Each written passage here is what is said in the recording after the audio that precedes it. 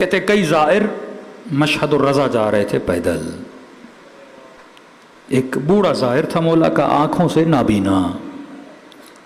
اس نے کہا زائر تم کہاں جا رہے ہو؟ کہ امام رضا. کہا میں بوڑھا ہوں، میری کوئی اولاد نہیں، کوئی دوست نہیں جو مجھے مشہد لے چلے،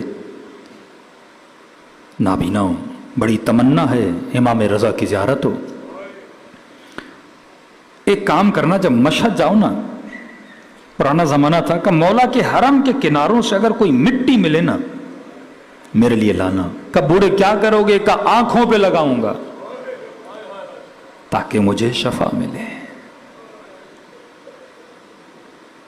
کہتا میں چلا گیا مشہد جا کے زیارت ویارت کی، ایک ہفتہ روکا، واپس نیشاپور آیا. میرے ذہن سے ہی بات نکل گئی میں اس بوڑھے کے لیے مٹی لاؤں. کہتا جیسے واپس آیا دیکھا بوڑھا بیٹھا ہوا ہے اسی جگہ پہ. میں نے کہا بھول گیا ہوگا، کوئی بات نہیں.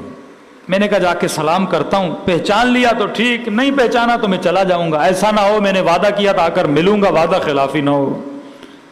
کہتا بوڑھے کے قریب گیا، میں نے سلام کیا. اب آپ جانتے جن کی آنکھیں کام نہیں کرتی پھر ان کی سماعت بڑی مضبوط ہوتی ہے. کہ اس نے جیسے میری آواز کو سنا پہچان گیا، میں تو وہی ہوں.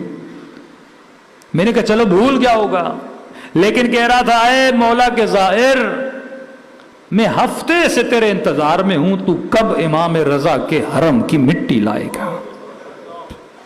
میں وہ مٹی اپنی آنکھوں پر لگا. کہتا ہے میں نے اس کا جب پیار دیکھا نا، میرے دل میں نہیں تھا کہ میں ایسے بولوں کہ مٹی بھول گیا ہوں. میں نے کہا لایا ہوں نا. کہ مجھے مٹی لا کے دے. کہ ایک منٹ، میں نے مٹی بیگ میں رکھی ہے تیرے لیے، شاپر میں ڈال کے ابھی لاتا ہوں. اب میں نے کہا کروں تو کیا؟ میں نے کہا نابینا ہے، اسے کیا پتا کربلا کی مٹی ہے، مشہد کی مٹی ہے.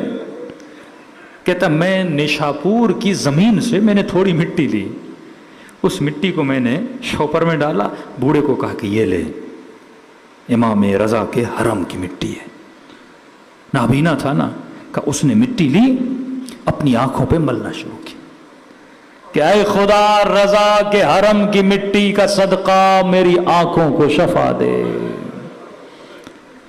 کہتے کمال تعجب میں کھڑا تھا اور میں نے دیکھا وہ مٹی جب اس نے لگائی اللہ نے اسے آنکھیں واپس کر دیں.